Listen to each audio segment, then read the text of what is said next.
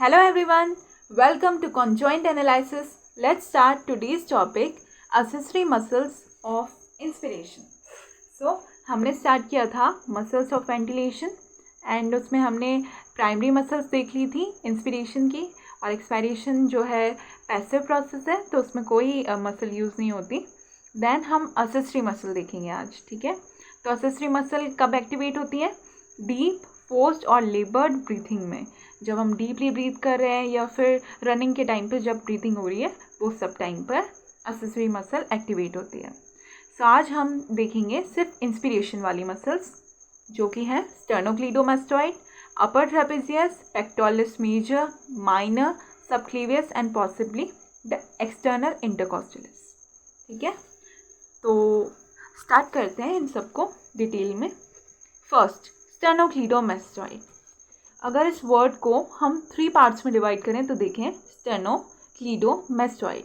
ये तीनों पार्ट इसके ऑरिजिन और इंसर्जन को डिस्क्राइब करते हैं. फर्स्ट देखिए, स्टर्नो मतलब स्टर्नम, क्लीडो मतलब क्लेविकल, और मैस्टॉइड प्रोसेस होता है मैंडिबल में. तो हम यहाँ पे देखते हैं, ये देखिए स्टर्नो, जो स्टर्नम है वहाँ से ओरिजिनेट होती है. इधर दिख नहीं रहा है बट स्टर्नम से ओरिजिनेट हो रही है. अगर आप देखें तो मीडियल साइड में स्टर्नम से ओरिजिनेट हो रही है. देन क्लीडो मीडियल क्लेविकल से ओरिजिनेट हुई और इंसर्ट होगी mastoid process of mandible. Mandible bone है ये, और उसका ये वाला जो प्रोसेस है इसे हम मैस्टॉइड प्रोसेस बोलते हैं. सो ये यहाँ पे इंसर्ट होगी. तो अब बात करते हैं मैकेनिज्म ऑफ एक्शन की. वर्क कैसे करेगी स्टेनोक्लीडोमास्टॉइड कि वो इंस्पिरेशन में हेल्प कर सके. तो lift the rib cage to help in inspiration to expand the chest.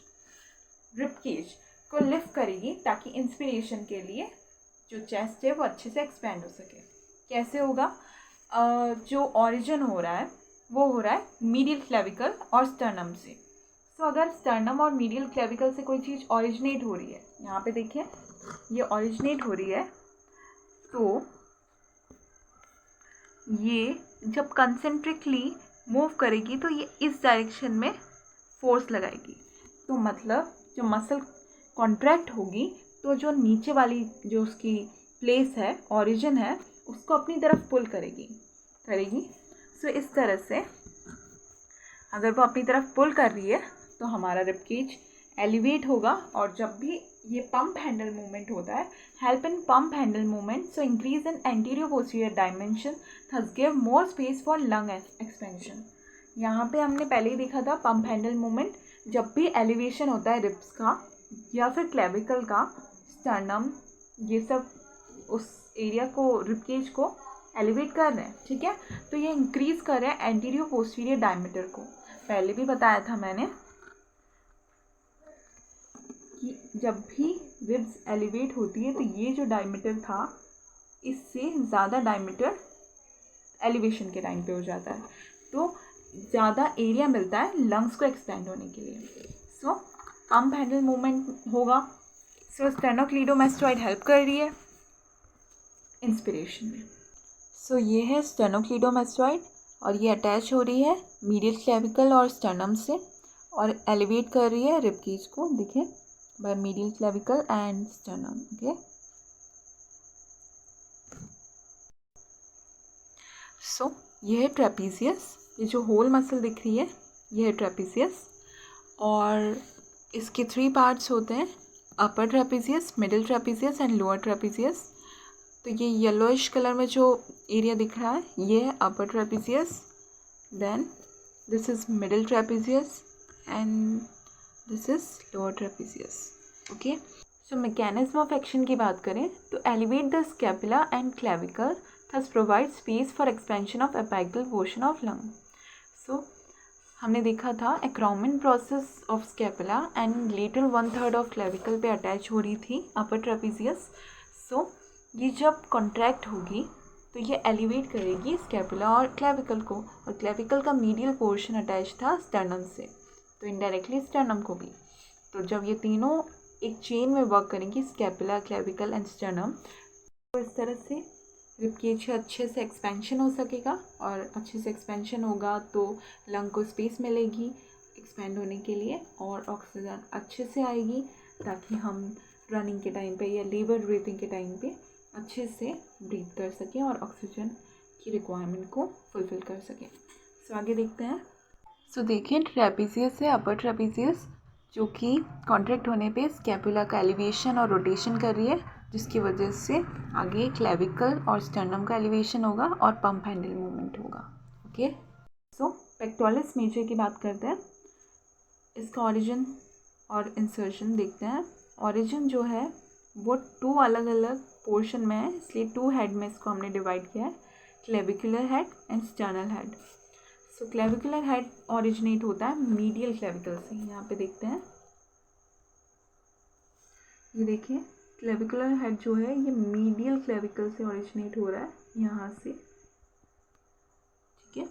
और स्टर्नल हेड जो है वो यहाँ स्टर्नम से ओरिजिनेट हो रहा है, साथ में अपर 6 रिब से, यहाँ पे जो रिब्स जा रही है वो अपर 6 रिब से पेक्टोरलिस मेजर का ओरिजिन होता है। देन इंसर्ट होता है ये बाइसेपिटल ग्रूव पे। बाइसेपिटल ग्रूव प्रेजेंट होता है ह्यूमरस के अपर पोर्शन पे, तो ये वहाँ पर जाकर इंसर्ट हो जाएगा। देन अटैचमेंट हमने देख लिया है। अब मैकेनिज्म देखते हैं, पेक्टोरलिस मेजर कैसे वर्क करेगी इंस्पिरेशन में। Outward movement of clavicle and rib cage to expand the thorax. तो पेक्टोरलिस मेजर आउटवर्ड मूवमेंट करेगी थोरैक्स और रिब केज का। यहाँ पे देखिए, जब पेक्टोरलिस मेजर जो इसके फाइबर्स इस तरह से जा रहे हैं, जब ये कॉन्ट्रैक्ट होंगे तो ये अपने साथ जो अटैच रिब्स हैं और स्टर्नम है उसको भी बाहर की तरफ लेके आएंगे।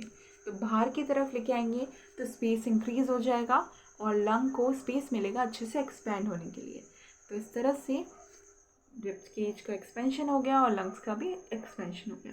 तो इंस्पिरेशन में हेल्प किया किसने? पेक्टोरलिस मेजर ने। देन बात करते हैं पेक्टोरलिस माइनर की। पेक्टोरलिस माइनर भी सेम वर्क करेगी, बट इसका अटैचमेंट ये है 3rd, 4th and 5th rib जो है वहाँ से ओरिजिनेट हो रही है और इंसर्ट हो रही है कोरिकोइड प्रोसेस। कोरिकोइड प्रोसेस प्रेजेंट होता है स्कैपुला में। ये देखिए यहाँ पे 3rd, 4th, 5th रिब से ये अटैच हो रही है और इंसर्ट हो रही है कोरिकोइड प्रोसेस पे, जो प्रेजेंट है स्कैपुला पे, ठीक है।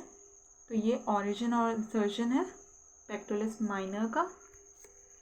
So help in outward motion of 3, 4th and 5th ribs, thus help in lung expansion. 3 और 4th, 5th ribs से ये अटैच हो रही है, so वहीं पे ये हेल्प करेगी लंग को एक्सपेंड होने के लिए और रिब केज को एक्सपेंड होने के लिए। देखिए पेक्टोरलिस माइनर है, एलिवेट कर रही है 3rd, 4th और 5th रिब को और हेल्प कर रही है रिब केज के एक्सपेंशन में। तो सबक्लेवियस मसल की बात करें तो सबक्लेवियस मसल का ओरिजिन है 1st rib eight costal cartilage. यहाँ पे देखते हैं कोस्टल कार्टिलेज है 1st रिब की, ये वाली, यहाँ से ओरिजिन हो रहा है सबक्लेवियस मसल का और इंसर्शन हो रहा है इंफीरियर सरफेस ऑफ क्लेविकल पे। क्लेविकल का ये वाला जो सरफेस है इंफीरियर है, यहाँ पे प्रेजेंट होता है सबक्लेवियन ग्रूव, उस पर इंसर्ट हो रही है subclavius muscle. So as a name subclavius muscle subclavian groove में इंसर्ट हो रही है। देन मैकेनिज्म ऑफ एक्शन की बात करें, elevation of 1st rib end sternum help in pump handle movement. अब ये 1st रिब पे अटैच हो रही है तो ऑफकोर्स 1st रिब को ही एलिवेट करेगी, और जब भी एलिवेशन होता है रिब्स का तो पंप हैंडल मूवमेंट होता है और एंटीरियर पोस्टीरियर डायमीटर इंक्रीज होता है, तो लंग एक्सपेंशन होता है।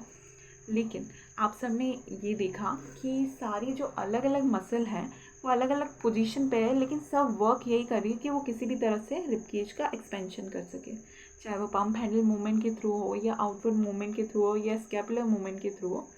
सो इन सब मूवमेंट के कॉम्बिनेशन से इंस्पिरेशन होता है।